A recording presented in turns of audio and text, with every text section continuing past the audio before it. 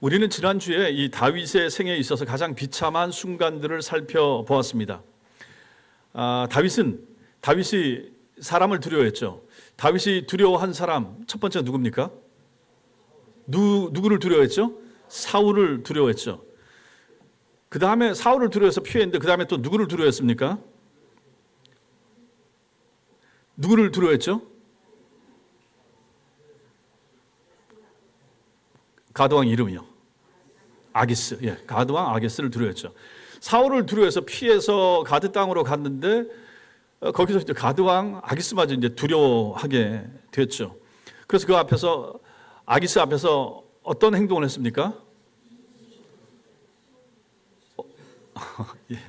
정신 나간 행동을 어떻게 했습니까? 침은 두 번째고 첫 번째 먼저 뭘 했죠? 그러니까 장로님 미친 채를 구체적으로 그 미친 채 행동이 뭐냐는 거죠. 첫 번째 행동이 뭐였습니까? 그렇죠. 낙서를 대문짝에다가 성문에다가 끄적끄적 거리는 거. 그 다음에 또 하나가 침을 수염에다 흘리는 거. 그 행동은 왜 한 거였죠? 살기 위하여, 살고자, 가드왕 앞에서 살고자 그런 행동을 했다. 그래서 여기서 우리가 보는 것은 두려움이 사람을 어떻게 파괴하는가. 사람이 사람을 무서워하게 되면 저렇게까지 밑바닥까지 내려가게 되는구나 하는 것을 여기서 보는 거죠. 그래서 사람을 두려워하면 그 사람을 두려워하는 것 때문에 나중에 어떻게 된다 그랬습니까? 사람을 두려워하는 게 뭐가 된다 그랬죠? 올무가 된다. 그렇죠. 올무, 덫이 된다. 근데 이 하나님의 이야기가 여기서 끝나지 않았습니다. 다윗이 블레셋에서 쫓겨나서 피해서 간 곳이 있습니다. 여기 어디입니까? 아둘람골. 예. 설교를 이렇게 주거니 받거니 하니까 이게 훨씬 좋죠, 그죠?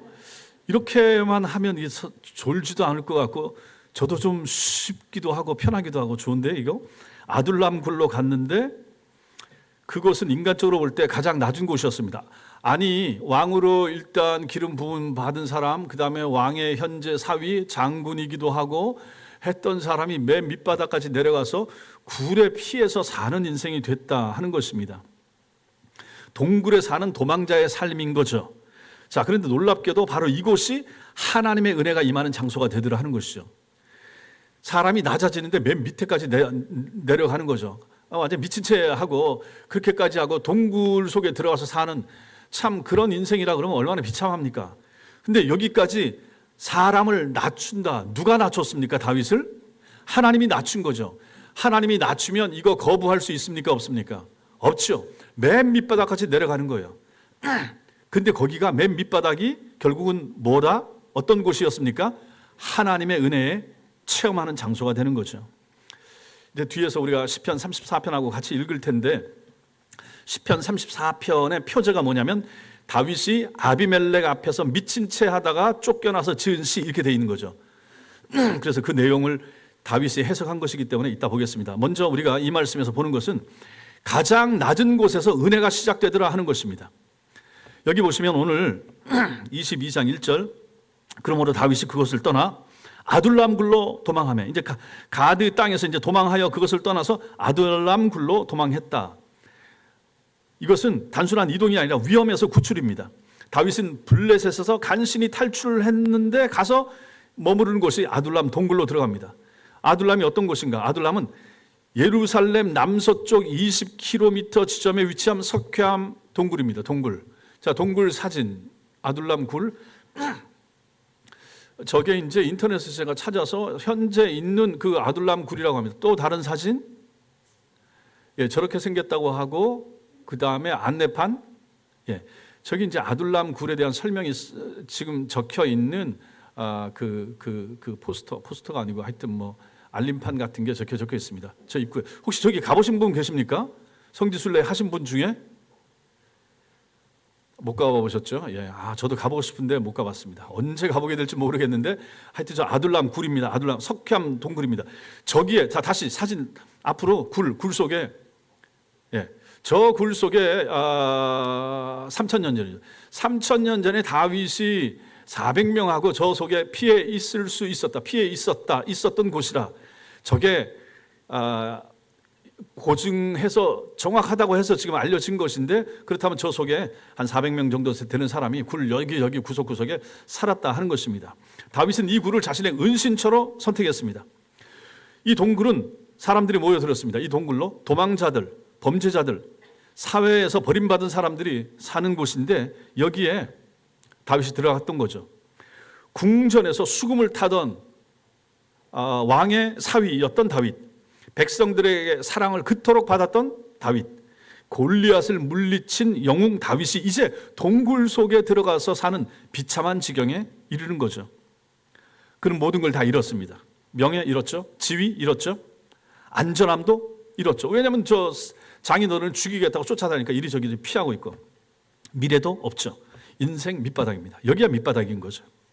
그런데 놀라운 일이 일어납니다. 여기서 보시면 1절 보면 그의 형제와 아버지의 온 집이 듣고 다윗이 아둘람 굴에 이르렀다 하는 것을 들은 거죠. 그리고 그리로 내려가서 그에게 이르렀고, 이렇게 말합니다. 다윗의 가족들이 이쪽으로 찾아온 거예요. 다윗이 지금 어떤 상황입니까? 역적으로 몰린 상황이에요. 그 나라 왕이 죽이겠다고 쫓아다니는 상황인데, 그러면 다윗의 가족들도 위험하겠죠. 그러니까 이 가족들도 같이 다윗이 있는 곳으로 내려온 것입니다. 2절에 보시면 2절 같이 읽겠습니다. 2절 시작. 환난당한 모든 자와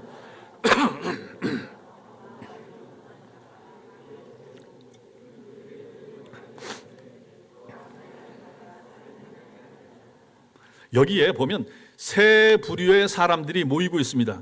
첫 번째 부류의 사람이 누굽니까? 환난당한 자. 두 번째 빚진 자. 세 번째 마음이 원통한 자. 그러면 이 사람들은 누굽니까? 현 시대에서 제일 어렵고 힘든 사람들, 제일 고통스러운 사람들이 다 여기로 왔다는 거예요. 환난당한 자, 억압 중에, 고난 중에 있는 자들, 사울에게 부당하게 사울의 통치 가운데 어려움 당하고 있는 환난당한 자, 빚진 자. 고대 이스라엘에서 빚은 종종 노예로 팔리는 것을 의미한 거죠. 그러니 빚졌다라고 하면 이 사람은 정말 위급한 사람, 위기에 빠진 사람, 어려운 사람이죠. 그 다음에 마음이 원통한 사람, 깊은 고통, 좌절 가운데 있는 사람. 이 사람들은 사회에서 약자, 버림받은 사람들. 근데 이런 사람들이 다윗에게 모여들었다 하는 것입니다. 아니, 제일 약한 사람, 제일 못난 사람, 제일 모자란 사람들이 다윗에게로 몰려들고 있는 거죠. 그리고 다윗이 그들과 함께 그들 앞에서 무슨 역할을 감당합니까? 뭐가 되었습니까? 그들의 우두머리가 되었는데, 그들의 대장이 됐다는 거죠. 지도자가 되었습니다. 그와 함께 한 자가 몇 명입니까? 400명 가량. 블레셋 궁전에서는 다윗을 죽이려고 대들었죠. 아기스 왕은 그를 쫓아냈죠. 그래서 피한 곳이 아둘람 동굴. 아둘람 굴에서는 이제 그나마 자기 편이라고 할 수 있는 사람들이 400명 정도 모여들었습니다. 블레셋 왕은 다윗을 미치광이로 경멸했지만 고통받고 어려움 가운데 있는 사람들은, 그 사람들은 오히려 다윗을 리더로, 우두머리라고 삼겠다고 찾아왔다 하는 것입니다. 다윗이 가장 낮아졌을 때 하나님께서는 그에게 사람들을 보내기 시작하시는 것입니다. 그것도 잘난 사람 아니고 제일 못난 사람, 제일 어려운 사람.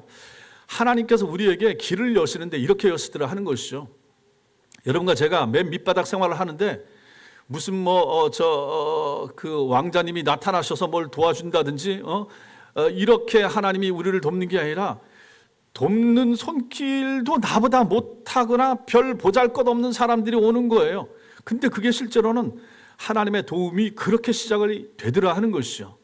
오늘 말씀이 우리한테 그것을 보여주고 있습니다. 가장 낮아졌을 때 하나님께서는 사람을 보내십니다.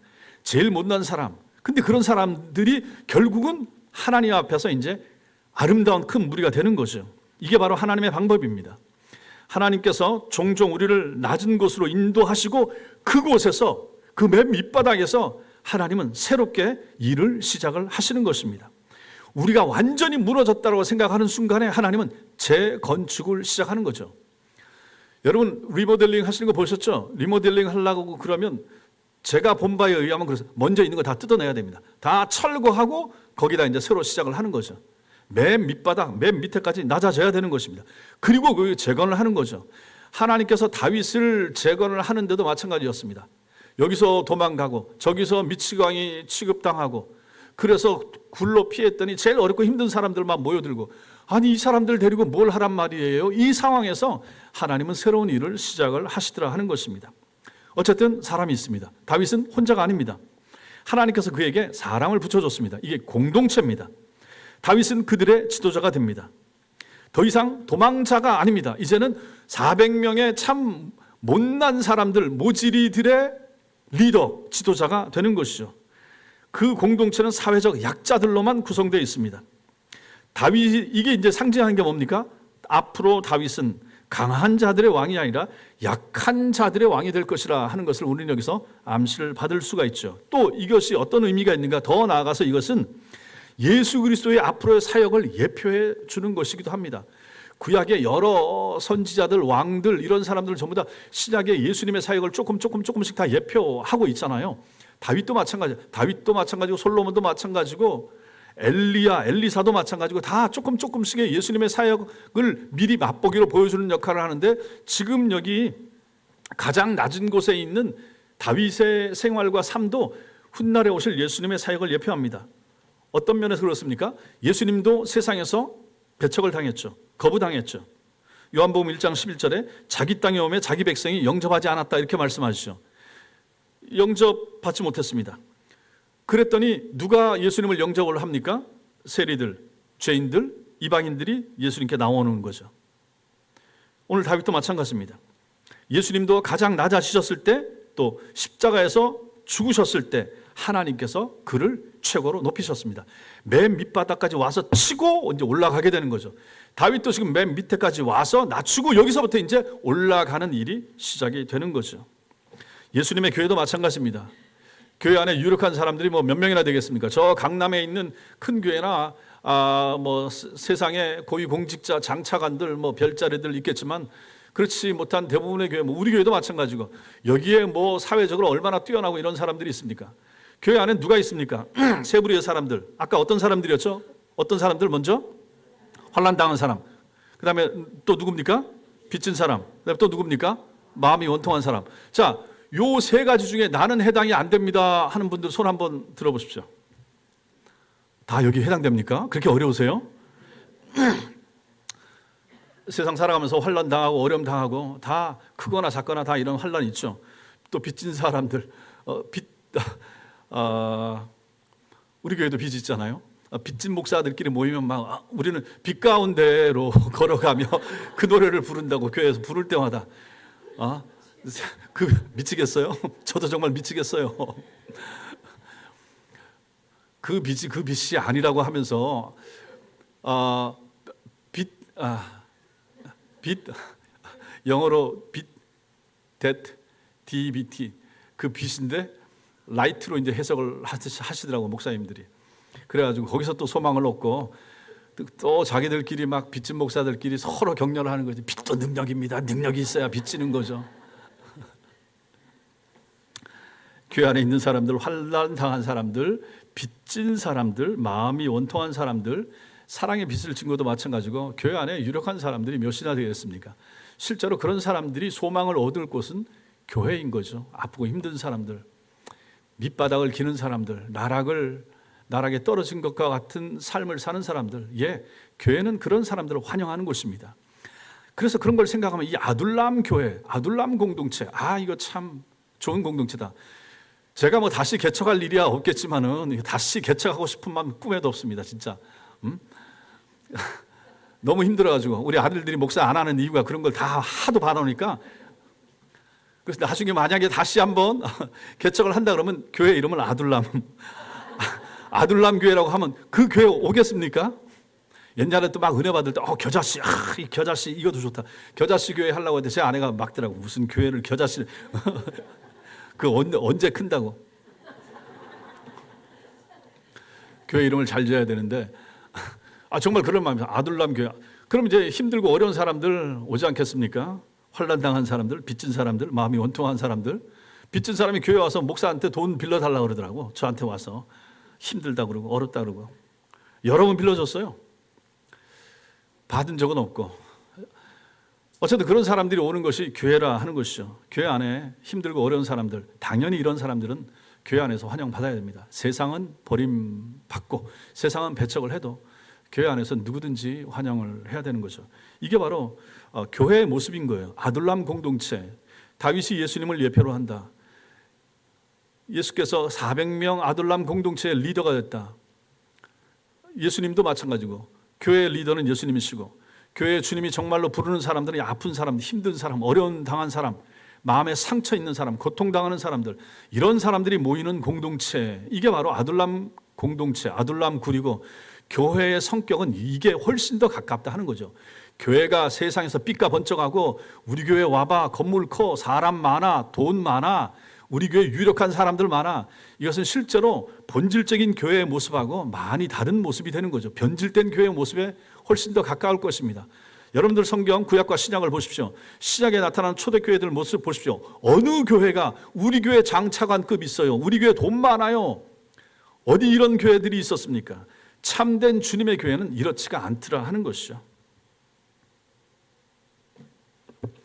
오늘 말씀에서 우리가 두 번째로 볼 수 있는 것은 믿음의 회복입니다. 다윗의 믿음의 회복, 3절과 4절을 보십시오. 여기 보면 3절과 4절을 보면 우리는 다윗이 행동하는 것을 한 세 가지 정도로 볼 수 있습니다. 첫째로는 이제 계획적으로 행동을 합니다. 블레셋에 갈 때는 21장 10절에 보면 그날에 사울을 두려워하여 충동적으로 두려워하여 도망갑니다. 충동적으로 도망가죠. 계획이 없어요. 근데 이제는 어떻게 합니까? 연로한 부모를 위한 배려가 있습니다. 부모님을 위험한 아둘람 굴에 머물게 하지 않고 안전한 곳으로 피신을 시킵니다. 계획적으로 행동하는 거죠. 여기서 보면 둘째로 다윗은 하나님을 언급합니다. 그 예배에서 하나님이 나를 위하여 어떻게 하실지를 내가 알기까지 이렇게 말하잖아요. 이것을 통해 우리는 이제 다윗이 하나님의 인도하심을 기다리고 있다 하는 걸 봅니다. 앞에서는 그런 거 없었거든요. 여기서는 이제 차분히 계획하고 하나님의 인도를 구하는, 두려움에서 믿음으로 극적으로 전환된 다윗의 모습을 봅니다. 또 하나 우리가 여기서 다윗의 모습을 보면 가족에 대한 책임을 다합니다. 블레셋으로 도망갈 때는 지 혼자 살겠다고 혼자 도망갔습니다. 자신만 생각했습니다. 그런데 이제는 부모를 돌봅니다. 영적으로 성숙했다 하는 것이죠. 영적으로 성숙한 사람들은 자기만 챙기지 않습니다. 주변을 챙기죠. 가족들을 챙기죠. 부모님들을 챙기죠. 구역 식구들과 전도의 식구들을 돌아봅니다. 나만 살겠다, 나만 괜찮다, 이것은 기독교의 가치하고 거리가 멉니다. 다른 사람을 챙기는 것, 영적으로 성숙하면 그것이 이렇게 표시가 되는 것입니다. 그리고 가는데 어디로 가는가? 모압으로 가죠. 3절에 다윗이 거기서 모압 미스베로 가서, 왜 모압으로 갈까? 물론 가깝기도 하지만은 모압을 선택한 것에 있어서는 역사적인 배경이 있습니다.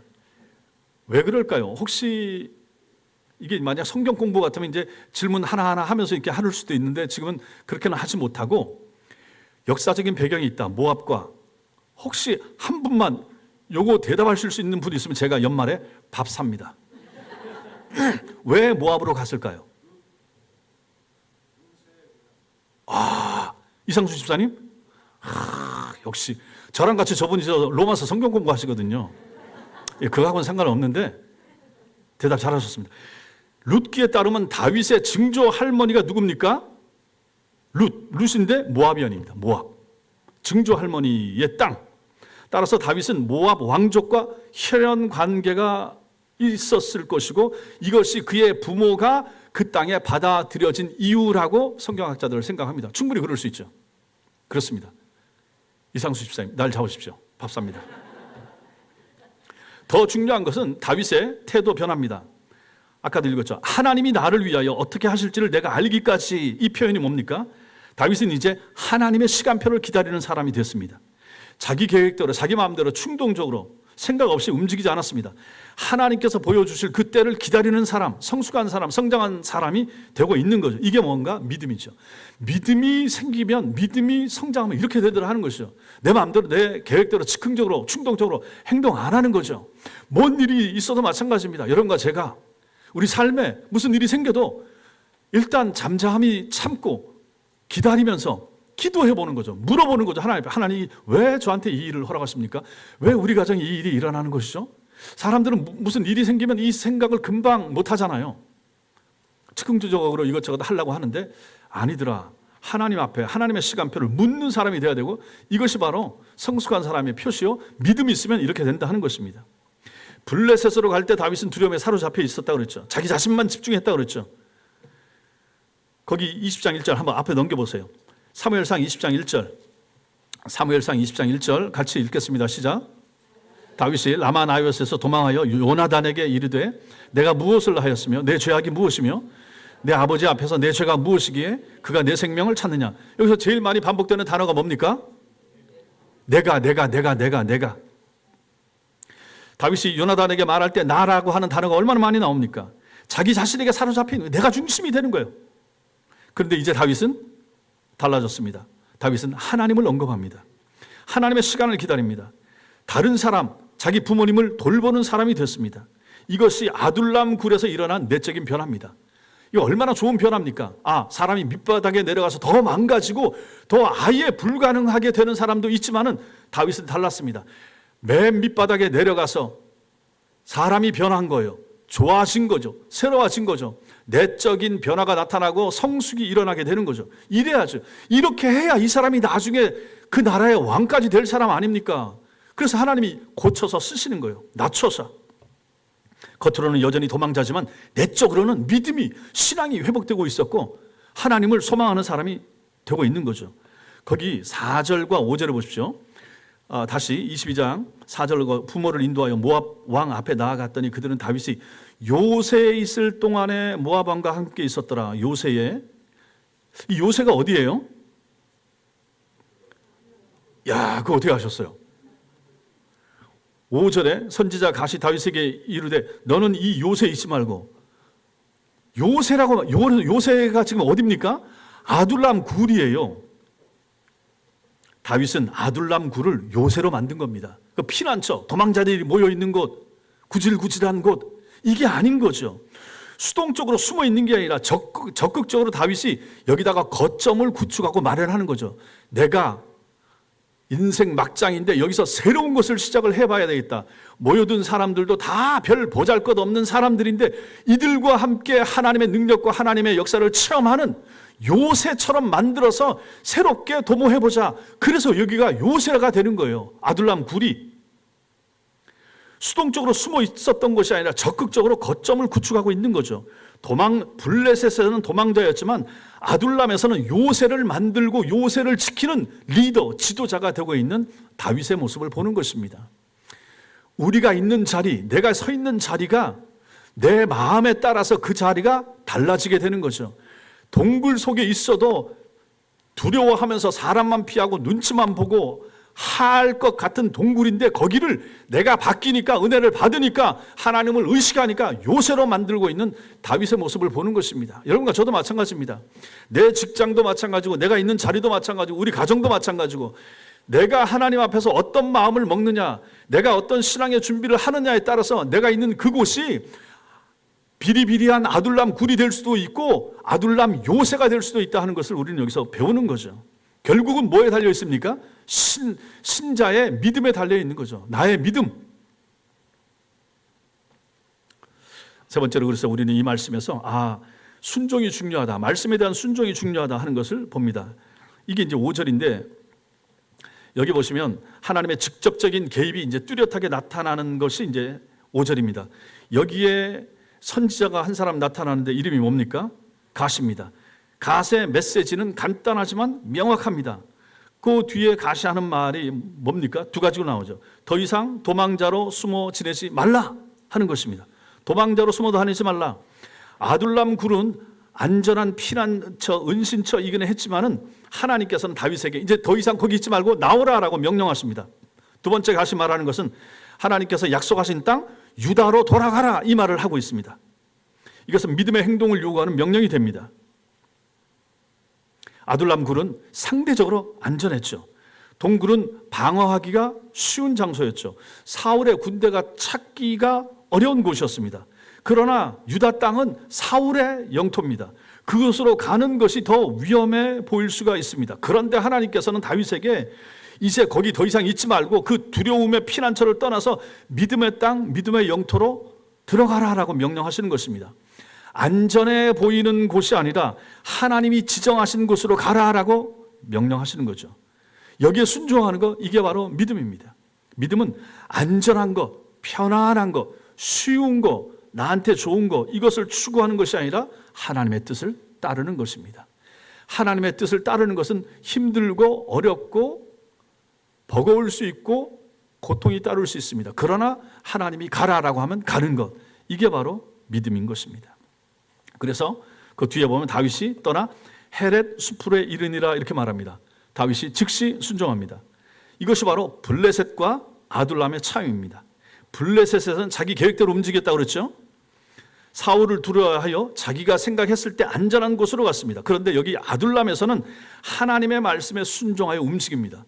선지자 갓의 말을 듣는 거죠. 자기가 안전하다고 생각하는 곳이 아니라 하나님께서 지정하신 곳으로 가는 성숙한 다윗을 봅니다. 이 헤렛 수풀의 위치가 정확히 알려지지 않았지만 유다 지파 영토 안에 있었다 하는 것은 이거 분명합니다.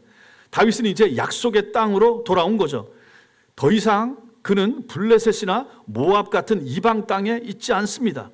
그것은 하나님께서 그가 주시기로 약속하신 땅에 이제 들어와야만 되는 것이고 들어온 것이죠. 이 사람이 누굽니까? 앞으로 왕이 될 사람이에요.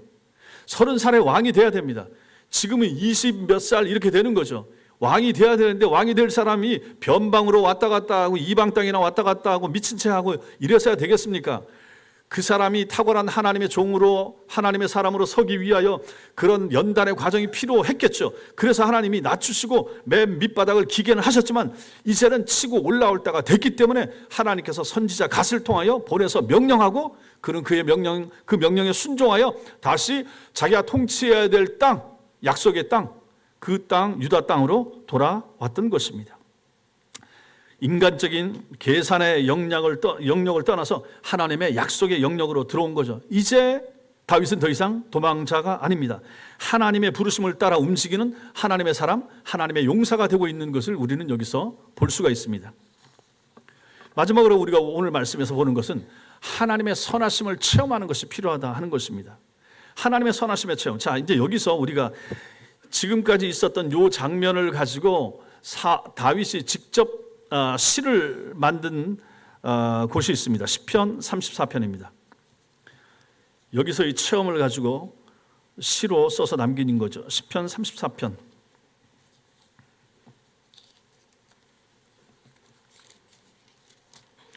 구약성경 825페이지 정도 보시면 거기 시편 34편이 있습니다. 1절 앞에 나오는 것을 표제 이렇게 부르는데 표제 같이 읽겠습니다. 시작.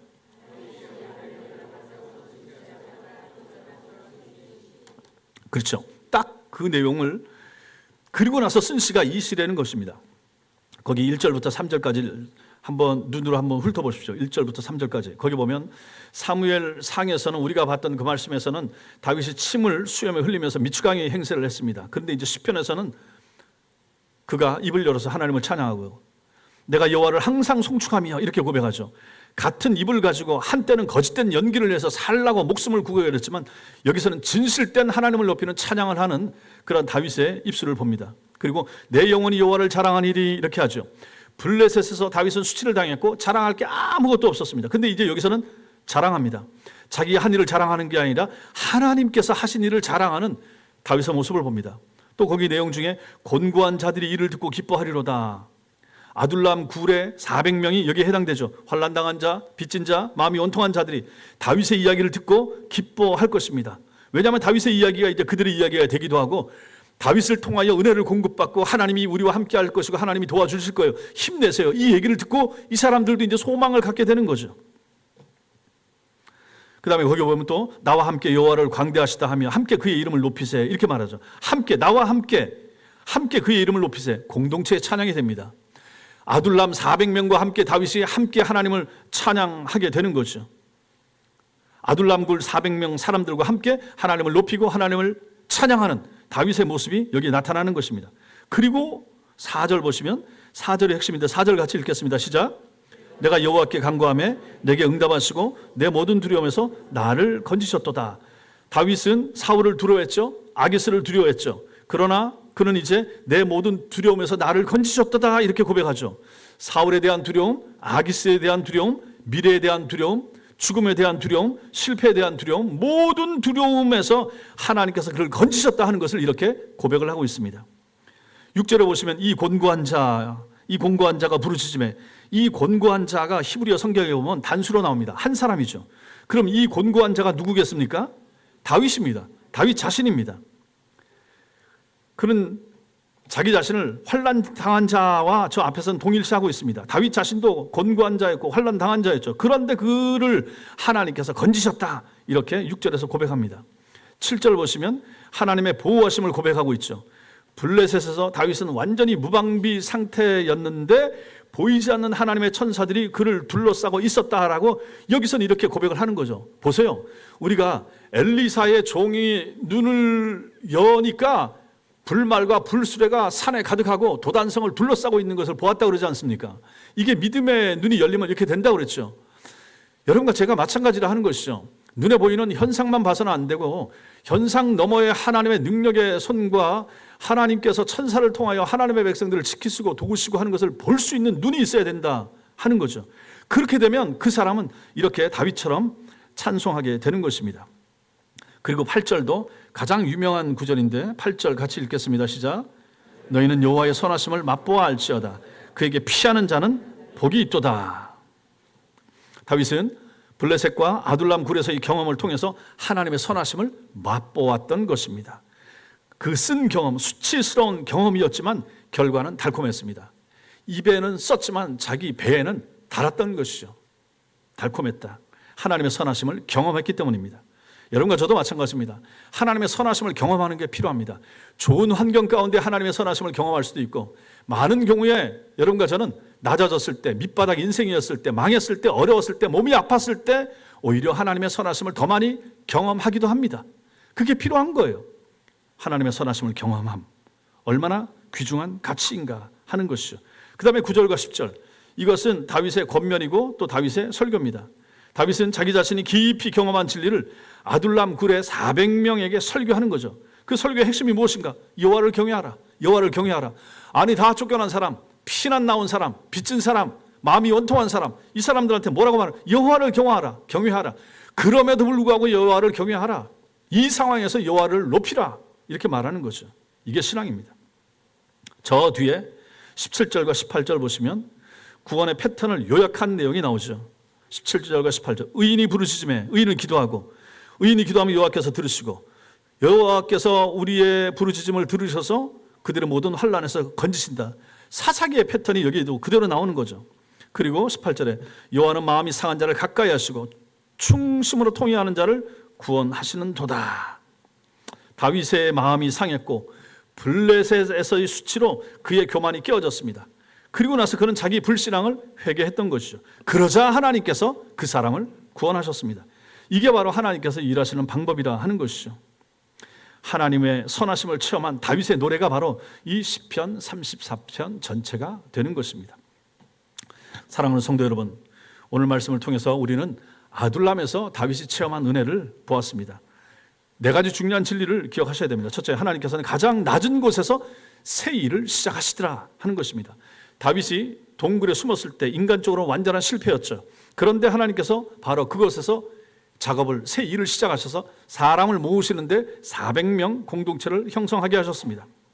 하나님께서는 우리를 가장 낮은 곳으로 인도하시고 그곳에서 재건하는 사역을 시작하십니다. 우리가 완전히 무너졌다고 생각할 때 그때가 실제로는 하나님의 새롭게 일하시는 시점이 된다 하는 사실 믿으시기 바랍니다.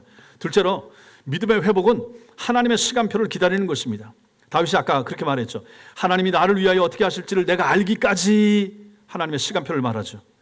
두려움에서 믿음으로 전환되는 사람은 이런 생각을 가지게 되는 것입니다. 여러분과 저는 종종 급하게 내가 내 힘으로 움직이려고 합니다. 우리는 우리 계획대로 하려고 하죠. 그런데 믿음은 하나님께서 보여주실 때까지 기다리는 것입니다. 하나님의 사인이 있을 때까지, 하나님의 메시지, 응답이 있을 때까지 기다리는 것, 이게 이제 믿음인 거죠. 셋째, 순종은 안전을 추구하는 것이 아니라 하나님의 뜻을 따르는 것입니다. 선지자 가시 유다 땅으로 가라라고 했을 때 그것은 더 위험해 보였지만 다윗은 기꺼이 순종했습니다. 믿음의 순종은 우리가 안전하다고 생각하는 곳이 아니라 하나님께서 가라고 하는 곳으로 가는 것, 이게 바로 믿음의 순종이 되는 거죠. 넷째로, 하나님의 선하심은 경험을 통해서만 알게 됩니다. 다윗은 하나님의 선하심을 책을 보고 배우지 않았습니다. 다윗은 하나님의 선하심을 책상에서 공부해서 알지 않았습니다. 다윗은 하나님의 선하심을 동굴에서 체험했습니다. 맨 밑바닥에서 블레셋의 수치를 통하여 아둘람 굴 속의 고독을 통하여 그는 하나님의 선하심을 맛보았습니다. 그러므로 성도 여러분, 혹시 여러분들 중에 지금 어렵고 지금 힘들고 지금 마음이 고통스럽고 지금 정말 무너지고 있다 하는 그러한 생각이 드시는 분 계십니까? 거기가 바로, 그 자리가 바로 하나님의 일하실 시점이 되는 것입니다. 그걸 믿으셔야 됩니다. 우리의 고난도 하나님의 선하심을 경험하는 통로가 될 수가 있는 거죠. 이 위기의 순간에 하나님이 나를 고쳐주시고 건져주셨을 때 우리가 맛보는 그 하나님의 선하심과 하나님의 인자하심은 얼마나 크겠습니까? 여러분 인생을 생각해 보십시오. 저도 제 인생을 생각했을 때 너무 고통스럽고 너무 어려웠을 때 그때 하나님이 열어준 통로 하나, 그때 하나님 정말로 감사합니다. 눈물 펑펑 쏟으면서 하나님의 선하심을 맛보고 감사했죠. 여러분도 마찬가지 아니겠습니까? 똑같다 하는 거죠. 혹시 이 자리에 계신 분들 가운데 가장 낮은 곳에 계시다라고 느끼시는 분, 모든 것을 잃었다라고 느끼시는 분, 미래가 보이지 않아요, 이렇게 생각하시는 분 혹시 있습니까? 다윗의 이야기를 기억을 하십시오. 하나님께서는 가장 낮은 곳에서 새로운 일을 시작하시는 분이시기 때문에 그렇습니다. 아둘람 굴이, 내가 있는 곳이 아둘람 굴 같은데 이게 하나님의 저주인가? 하나님의 버림인가? 하나님의 심판인가? 그게 아니라 오히려 아하, 하나님의 축복이었구나, 이렇게 깨닫게 되는 것처럼 여러분들의 낮은 것도 하나님의 은혜가 임하는 장소가 되리라는 사실 믿으시기 바랍니다. 혹시 지금 하나님의 침묵을 경험하는 분 계십니까? 내가 힘든데, 내가 어려운데, 내가 기도하는데 왜 하나님은 응답 안 하십니까? 왜 하나님 가만히 계십니까? 왜 내가 이토록 부르짖는데 하나님은 왜 가만히 계시는 거예요? 하나님 정말 계십니까? 날 알고 계세요? 날 보고 계십니까? 이렇게 외치고 싶은 분 계십니까? 다윗의 이야기를 기억하십시오. 블레셋에서는 하나님이 언급되지 않았습니다. 그러나 하나님께서 모든 것을 주권적으로 인도하고 계셨죠. 여러분이 하나님을 느끼지 못한다고 해서 하나님께서 떠나신 것이 아니잖아요. 하나님께서는 보이지 않는 곳에서 일하고 계시다. 느끼지 못하는 곳에서 하나님이 활동하고 계시다. 이 사실 믿으시기 바랍니다. 무엇보다 예수 그리스도를 바라보십시오. 예수님도 세상에서 거부당했습니다. 다윗이 거부당했던 것처럼 예수님도 십자가에서 가장 낮아지셨습니다. 다윗이 지금 맨 밑바닥에 아둘람 굴에 떨어졌던 것처럼. 그러나 하나님께서는 예수님을 죽은 자 가운데 살리시고 만유의 주로 삼으셨습니다. 하나님께서 다윗을 지금 이토록 다시 이제 높이는 작업을 하는 것을 오늘 말씀에서 보지 않습니까? 예수님 주위에도 약한 사람, 어려운 사람들 많았죠. 세리, 죄인, 세상에서 버림받은 자들이 모여들었습니다. 그들이 바로 교회입니다. 예수님을 중심으로 모이면 거기가 교회입니다. 예수로 예표되고 상징될 수 있는 다윗을 중심으로 아둘람 굴에 모였던 400명, 거기가 바로 교회라라고 하는 것이죠. 우리도 마찬가지입니다. 우리는, 여러분과 저는 영적으로 아둘람의 400명하고 마찬가지입니다. 여러분과 제가, 우리의 상황이 영적으로 우리는 환난 당한 자들입니다. 지금 환난을 통과하는 사람들도 계십니다. 우리는 죄의 빚을 진 사람들입니다. 죄 때문에 힘들고 어렵고 고통당하는 사람들이 여러분과 저입니다. 마음이 원통한 자들이었습니다. 자들이었고 지금도 마음이 원통할 수도 있고 여러 가지 문제 때문에. 그런데 여기 중심에 누가 계신가? 예수께서 계십니다. 예수께서 우리의 우두머리가 되셨습니다. 다윗이 400명 환난당한 자, 원통한 자들의 우두머리가 되었던 것처럼 예수님이 교회의 우두머리가 되시고 교회의 대장이 되시고 리더가 되신다 하는 것입니다. 예수님 안에서 우리는 새로운 공동체, 교회가 되었습니다. 교회는 이런 것입니다. 그래서 이런 걸 보면 아하, 교회는 너무너무 귀중하다. 저분이 저렇게 아파하는 거, 그래서 우리 교회가 필요하다. 저분이 저렇게 고통스러워하는가, 그러니 저분이 우리 교회 오신 거 너무 잘했다. 저분에게 있는 저 어려움과 위기 내가 알게 됐습니까? 중보기도 팀을 통해서 알게 됐습니까? 구역 모임을 통해서 알게 됐습니까? 너무 잘 오셨다. 내 기도가 필요하구나. 저분에게 예수가 필요하고 저분에게 내 기도가 필요하고 이걸 함께 공유하는 사람들, 이 사람들이 교회 아닌가 하는 것이죠. 교회의 가치가 여기에 있는 것입니다. 이게 교회입니다. 교회를 통해서 우리는 내 배를 채우고 교회를 통해서 우리는 내 영광을 취할 사람들이 아니라 하는 것이죠. 목사도 마찬가지고 누구라도 마찬가지입니다. 교회를 등에 지겨 나가서 세상 앞에 가가지고 뭔가 행세를 하려고 하고 나를 드러내려고 하는 것은 교회를 모르는 사람들입니다. 교회는 그런 것이 아닙니다. 아까도 말씀드렸죠. 교회는 화려하지 않습니다. 교회는 권력 집단이 될 수가 없습니다. 교회는 압력을 행사하는 것도 될 수가 없습니다. 교회는 아픈 사람들, 힘든 사람들, 고통당하는 사람들, 그래서 예수가 필요한 사람들, 저 사람도 예수가 필요하고 저 사람에도 예수가 필요하고 저 사람도 힘들기 때문에 예수님이 필요하고 이런 사람들이 모인 것이 교회라고 하는 것이죠. 그래서 교회는 새로운 공동체인 것입니다. 똑같이 생겼고 똑같은 집에서 살고 똑같은 것을 먹어도 새로운 공동체, 새로운 사람들, 달리 말하면 새로운 인종들입니다. 누가? 참 신자들이. 귀가 열린 사람, 입이 열린 사람, 눈이 열린 사람, 새로운 인종들이 모여서 하나님을 높이고 하나님을 찬양하고 하나님을 전하는 기관, 거기가 바로 교회인 것입니다. 그러니 성도 여러분, 교회가 얼마나 귀중합니까? 그래서 목사가 그토록 교회가 중요하다고, 잘 섬기자고, 사랑하자고, 아끼자고, 헌신하자고, 충성하자고 그렇게 부르짖는 이유가 거기에 있는 것입니다. 그러므로 성도 여러분, 힘들고 어려운 분들도 마찬가지입니다. 낙심하지 마십시오. 가장 낮은 곳 하나님의 은혜가 임하는 것이고 하나님의 은혜가 가장 직접적으로 미칠 수 있는 것이 지금입니다. 아둘람 굴을 기억하십시오. 그곳에서 다윗은 하나님의 선하심을 맛보았고 새로운 공동체를 얻었고 믿음이 회복되었습니다. 그러므로 여러분도 지금의 낮은 곳, 지금 서 계신 자리에서 하나님의 은혜를 경험하는 은혜가 있게 되길 바랍니다. 그래서 하나님이 그 어려움과 그 고통을 허락하셨을 수도 있는 것입니다. 중요한 것은 항상 예수 그리스도에게 집중하는 것입니다. 그리고 주님을 바라보는 것입니다. 주님을 바라보면서 주님 안에서 회복되고 새로워지는 은혜가 여러분과 저에게 있게 되기를 주님의 이름으로 축원합니다. 우리 찬양